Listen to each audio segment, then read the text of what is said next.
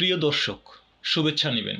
দেশব্যাপী আলোচনার কেন্দ্রবিন্দু আওয়ামী লীগের রাজনীতিতে পুনর্বাসন। এরই মধ্যে কলকাতায় এখন শেখ হাসিনা। ভারত শেখ হাসিনাকে পুনরায় ক্ষমতায় ফেরানো, তুলসী গাবার্ডের দিল্লি বৈঠক, বাংলাদেশ নিয়ে মন্তব্য, এইসব খবর ভেসে বেড়াচ্ছে সামাজিক যোগাযোগ মাধ্যমে। এগুলো যদি সত্যি হয় তাহলে শেখ হাসিনা বিরোধীদের জন্য মহা আতঙ্কের বিষয়। এইসব বিষয় নিয়ে বিশিষ্ট রাজনৈতিক বিশ্লেষক গোলাম মাওলা রনির বিশ্লেষণে উঠে এসেছে গুরুত্বপূর্ণ কিছু বিষয়। আলোচনার চৌম্বক অংশ তুলে ধরা হলো আপনাদের জন্য। বাংলাদেশের সাবেক প্রধানমন্ত্রী শেখ হাসিনাকে নিয়ে আলোচনা কিছুতেই থামানো যাচ্ছে না। আমরা যে যার মতো করে তার সম্পর্কে বলে যাচ্ছি। কখনো তার কণ্ঠস্বর, এটি কি সত্যি না এটি এআই যুক্ত, এটি কি ভুয়া, এটি কি তিনি ছেড়ে দিয়েছেন নাকি তার প্রতিপক্ষ ছেড়ে দিয়েছে, আলোচনা করছি। তিনি কি দিল্লিতে আছেন নাকি বাংলাদেশে কোথাও লুকিয়ে রয়েছেন, আলোচনা করছি। তিনি কি ফিরে আসবেন নাকি আসবেন না, তিনি কি আবার রাষ্ট্র ক্ষমতায় ফিরে পাবেন নাকি তাকে বাকি জীবন জেলখানার কারা প্রকোষ্ঠে কাটাতে হবে, তাও আমরা আলোচনা করছি। তিনি দিল্লিতে রাজকীয় মেহমান হিসেবে আছেন নাকি বন্দী অবস্থায় আছেন। তার সঙ্গে প্রধানমন্ত্রী নরেন্দ্র মোদী দেখা করছেন, ঘন ঘন সেই রাষ্ট্রের গুরুত্বপূর্ণ ব্যক্তি থেকে শুরু করে সবাই তার সঙ্গে দেখা করছেন, নেতাকর্মীদের সঙ্গে তিনি কথাবার্তা বলছেন। এটা নিয়ে যেভাবে আলোচনা করছে, একই সঙ্গে তিনি তার ভাই বোন করতে পারছেন না, তাকে গোপন স্থানে লুকিয়ে রাখা হয়েছে, এগুলো আমরা বলছি। তিনি আগরতলাতে আসছেন বাংলাদেশে ঢোকার জন্য, আমরা এর আগে একবার আলোচনা করেছিলাম। আবার অতি সম্প্রতি ভারতীয় পত্রপত্রিকা, বাংলাদেশে কিছু যাকে বলা হয় ইউটিউবার, সামাজিক মাধ্যম, তারা বলার চেষ্টা করছেন একেবারে সন্তারিখ সহ যে দিল্লির অমুক অমুক জায়গাতে স্টেশনে শেখ হাসিনা ছিলেন এবং তাকে কলকাতাতে আনা হয়েছে। এবং এই ঘটনা যদি সত্য হয় তাহলে এটি আমাদের জন্য, আমাদের রাজনীতিবিদদের জন্য, বিশেষ করে যারা, তো সেই অশনি সংকেতটা কি সেটা নিয়ে আলোচনা করব। তার আগে বলে নেই যে শেখ হাসিনাকে নিয়ে এত আলোচনা কেন। আলোচনার কারণ হলো যে তিনি এখনও গুরুত্বহীন হয়ে পড়েননি এবং কোনো অবস্থাতেই তার মৃত্যু না হওয়া পর্যন্ত কিংবা তার একটি দফা রফা না হওয়া পর্যন্ত তার বিরোধী যারা শক্তি রয়েছে তারা এইরকম আলোচনা করতেই থাকবে। তো শেখ হাসিনা বিরোধীরা যতই আলোচনা করুন না কেন, সঙ্গে সঙ্গে তার সঙ্গে পাল্লা দিয়ে শেখ হাসিনার যারা পক্ষের যারা লোকজন রয়েছেন তারাও কিন্তু মারাত্মকভাবে আলোচনা করবে এবং এই আলোচনার কেন্দ্রে ক্ষমতার পাদপীঠে চলে আসেন। এতে আশ্চর্য হওয়ার তেমন কিছুই নেই। এখানে একটা বিষয় বলে রাখা ভালো যে দিল্লির সঙ্গে শেখ হাসিনার যে সম্পর্ক, এটি কখনো দাকুমার সম্পর্ক গিয়েছে গত 15 বছরে, কখনো হরিহরাত্মার সম্পর্ক গিয়েছে, কখনো বন্ধুত্বের চরম পর্যায়ে পৌঁছে গিয়েছে। আমি অনেক আগের থেকেই বলে আসছিলাম যে শেখ হাসিনাকে একটা শিক্ষা দেওয়ার জন্য দিল্লি চেষ্টা করছে এবং শেখ হাসিনাকে বিভিন্ন আকার ইঙ্গিতে তারা বোঝানোর চেষ্টা করেছে, কিন্তু শেখ হাসিনা কখনোই বুঝেননি।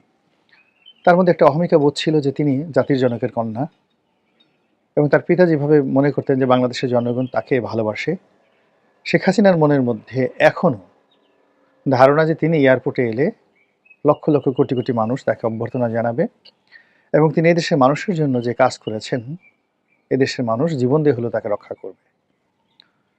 তিনি এও মনে করেন যে সেনাবাহিনীর বা রাজনৈতিক অঙ্গনে কিছু কুলাঙ্গার রয়েছে, তারা তার সঙ্গে বেইমানি করেছে এবং তিনি বিশ্বাস করেন যে তিনি ধর্ম করেন, কর্ম করেন, তাহাজ্জুদ নামাজ পড়েন, আল্লাহর রহমত তার প্রতি রয়েছে এবং আল্লাহর যদি রহমত না থাকতো তিনি মারা যেতেন।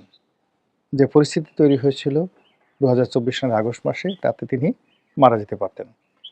যেহেতু তিনি মারা যাননি এবং এখন পর্যন্ত জীবিত রয়েছেন, সেহেতু প্রতিশোধ নেওয়ার জন্য, কিছু কর্ম করার জন্য এবং তার আরাধ্য তিনি যে কাজগুলো করার জন্য সংকল্প করেছেন, সেই কাজগুলো করার জন্যই তিনি মূলত বেঁচে আছেন। এবং তার যে কয়েকটি অডিও ফুটেজ আমরা দেখেছি যেগুলো ভাইরাল হয়েছে, সব অডিওতে তিনি তার এই বেঁচে থাকাকে আল্লাহর একটা নিয়ামত হিসেবে তিনি বর্ণনা করেছেন। তো কাজেই তার এই যে দৃঢ়তা, তার যে শক্তিমত্তা, তার যে আত্মবিশ্বাস, এটি শেখ হাসিনা বিরোধীদের জন্য একটি ব্যাড সিগন্যাল। দ্বিতীয়ত, তিনি যেখানে রয়েছেন এটিও তার বিরোধী শক্তির জন্য একটি ব্যাড সিগন্যাল। তিনি যদি আজারবাইজানে থাকতেন, তিনি যদি দুবাইতে থাকতেন, তিনি যদি ইভেন মালয়েশিয়াতে থাকতেন, এটি আমাদের জন্য ভয়ের কারণ ছিল না। কিন্তু প্রতিবেশী রাষ্ট্র ভারতে তিনি আছেন, এটি যে কোনো কারণে আমাদের জন্য একটি মারাত্মক হুমকি। দ্বিতীয়ত, ভারত যে তাকে রেখেছে, ভারত তাকে রেখেছে রাজকীয় মেহমান হিসেবে, এবং ভারত তাকে ক্ষমতায় বসাবে, তাকে পুনর্প্রতিষ্ঠিত করবে এবং আওয়ামী লীগকে ক্ষমতায় আনবে, এবং বাংলাদেশে তাদের স্বার্থ সংশ্লিষ্ট যে কোনো বিষয় তদারক করার জন্য তারা এখনো পর্যন্ত আওয়ামী লীগকে তাদের অকৃত্রিম বন্ধু হিসেবে মনে করেন। এই যে ভারতের যে অ্যাটিটিউড, এই অ্যাটিটিউড আমাদের জন্য একটি অশনীয় সংকেত। সর্বোপরি এখনো পর্যন্ত ভারত বন্ধু খুঁজে পায়নি। বিএনপির সঙ্গে, জামাতের সঙ্গে, ডক্টর ইউনূসের সঙ্গে এখনো পর্যন্ত তাদের কোনো বন্ধুত্ব তৈরি হয়নি। তো সেই দিক থেকে শেখ হাসিনাকে নিয়ে তাদের যে প্ল্যান, তাদের যে পরিকল্পনা, সেই পরিকল্পনা নিয়ে যদি আমরা ভয় না পাই, তাহলে আমরা বোকার স্বর্গে বসবাস করছি। এবং সর্বোপরি, কাকতালীয় কিনা জানি না, আমেরিকার যিনি গোয়েন্দা প্রধান মিস্টার তুলসী গ্যাবার্ড, তিনি মিসেস তুলসী গ্যাবার্ড, তিনি দিল্লি সফর করার পর দিল্লির কথাবার্তা পরিবর্তন হয়ে গিয়েছে। আওয়ামী লীগের মধ্যে এক ধরনের আত্মবিশ্বাস পয়দা হয়েছে, এবং আওয়ামী লীগের যারা লোকজন তারা তুলসী গ্যাবার্ডের সঙ্গে শেখ হাসিনার বৈঠক হয়েছে এরকম একটা ছবি তৈরি করে তারা ইন্টারনেটে ছেড়ে দিয়েছে। আবার সেই ছবিটি সঠিক না বেঠিক, সেই ছবিটি ভুয়া নাকি জেনুইন, তা প্রমাণের জন্য আবার ফ্যাক্ট চেকিং যে সফটওয়্যার রয়েছে সেটির মাধ্যমে দেশের বড় বড় টেলিভিশনগুলো প্রমাণ করার চেষ্টা করছে যে না, এটা একটা মিথ্যা ছবি, ভুয়া ছবি। অ্যাজ এ হোল যা কিছুই করছি না কেন, সব কিছুতেই শেখ হাসিনা আলোচনার কেন্দ্রে চলে এসেছেন।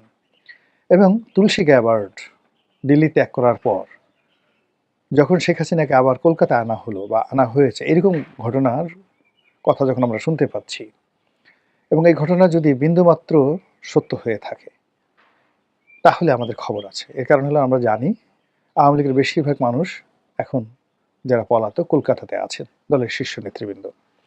তো তাদের সঙ্গে যদি শেখ হাসিনার দেখা হয়, সাক্ষাৎ হয়, এবং আওয়ামী লীগ যেটি বিশ্বাস করে এবং প্রচার করে যে তারা এখনও ক্ষমতাহীন নয়, এখনও শেখ হাসিনা বৈধ প্রধানমন্ত্রী, এবং তারা সব কিছু মনে করছে যে আগের মতোই আছে।